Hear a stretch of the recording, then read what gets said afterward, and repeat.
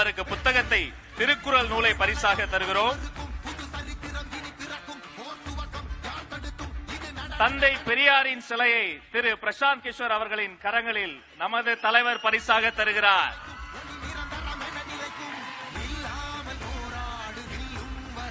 போலி அப்பாக்கள் கிடையாது தமிழ்நாட்டின் தந்தை. தந்தை பெரியார் மட்டும்தான் தமிழ்நாட்டின் தந்தை.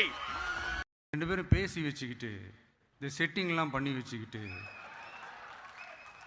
மாற்றி மாற்றி சோஷியல் மீடியாவில் ஹேஷ்டாக் போட்டு விளையாட்டுருக்கிறாங்க.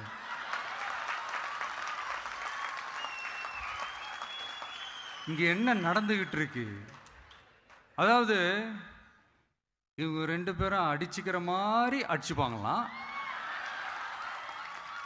அதை நாங்கள் நம்பணுமா? மக்கள் நம்பணுமா? What bro, it's very wrong bro.